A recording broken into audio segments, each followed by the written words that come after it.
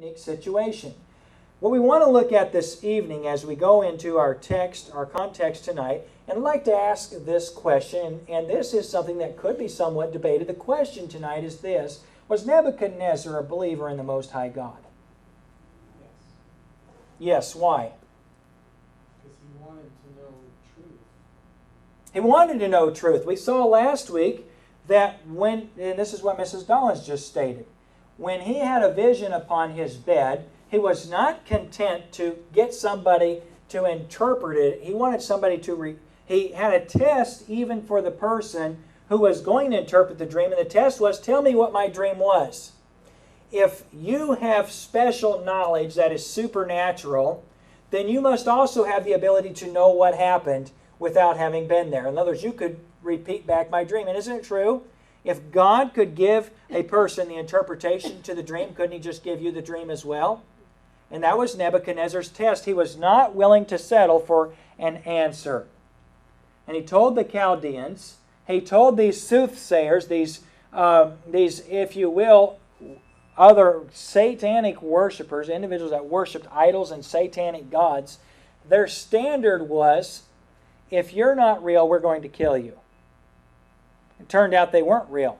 Well, Daniel ended up being used by the Most High God, and God got the glory, God got the credit for this. And Nebuchadnezzar came out very well because he was the head that was made of gold, and his kingdom was the greatest of the Babylonian empires.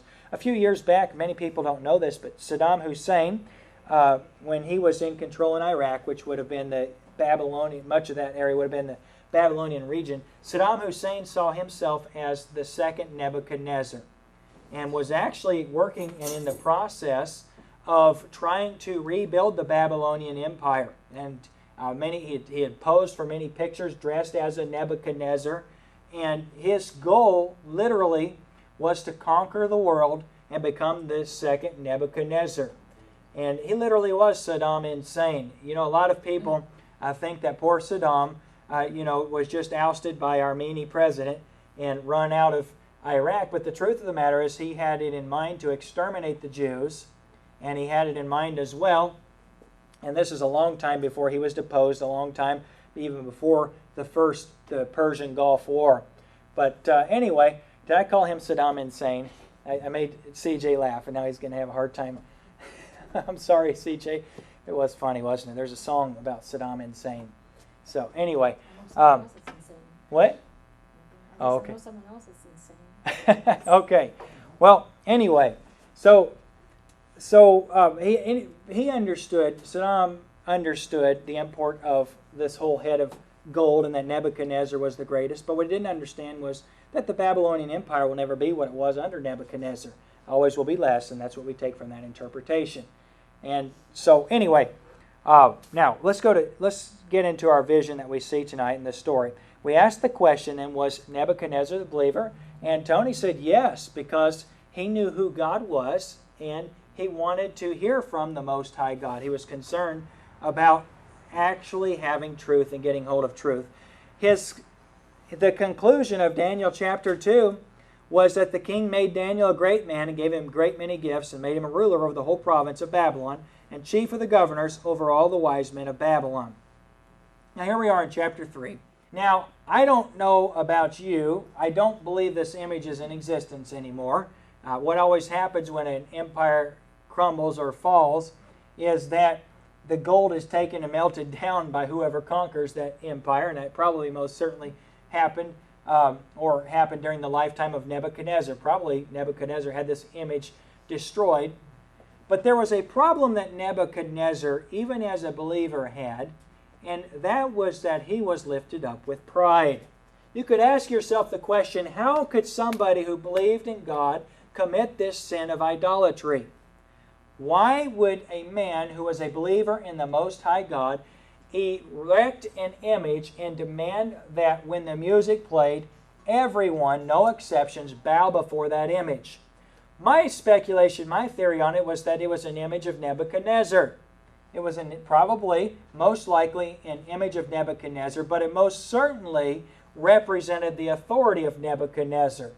And so when individuals would have bowed to this image, it would represent the fact that Nebuchadnezzar was a universal god. The Babylonian Empire would have been full of pagans, full of assimilated religions from many different empires, including Judaism. And so they would have been accustomed to worshiping a pluralisty or a multiplicity of gods and would have been very comfortable worshiping all gods. The thing Nebuchadnezzar made his image was that he was to be universally worshipped. Everyone was required to worship this image. And so I certainly think that it was, if not an image made of him, it was at least an image that represented his power.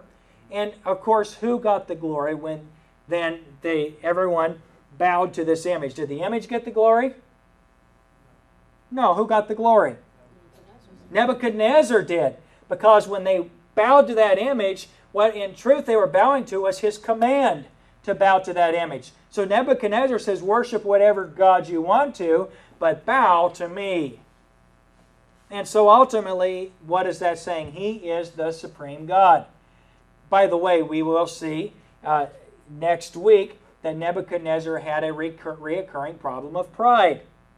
And Christian, I just want to make by way of application this evening, if I can simplify this text as much as possible and make it so that it is not merely a story, but that it represents human nature, which you and I have, and sinful human nature, which you and I certainly have, it is this matter of pride. And pride, my friend, manifests itself all different kind of ways. With Nebuchadnezzar, we find, particularly in the next story, when he exalts himself and basically says, look what I've done with this kingdom. Nebuchadnezzar was incredibly intellectual. God took away his wit and his wisdom from him, but he had an incredible ability to have wisdom to rule. And I would say that with regard to intellect and with regard to winsomeness, physical ability to do anything he set out to do, some of the wonders of the world were created. The Hanging Gardens under the reign of Nebuchadnezzar, major intellectual accomplishments, architectural accomplishments. He was a brilliant man, Nebuchadnezzar was. He would have been the smartest, most intellectual, and not only that, but you know, a lot of smart people don't know how to get along with people. Nebuchadnezzar knew how to conquer the world, so he got along with enough people that he could control everyone else. And so this is an individual who's exceptionally intelligent, could manipulate and maneuver anybody, anywhere. No one in the world could resist King Nebuchadnezzar. That's how intelligent he was. And friend, I have to say to you that what Nebuchadnezzar forgot was that God is the one who gave him his ability. Who was it that set up Nebuchadnezzar and allowed him to have the kingdom that he had? God did.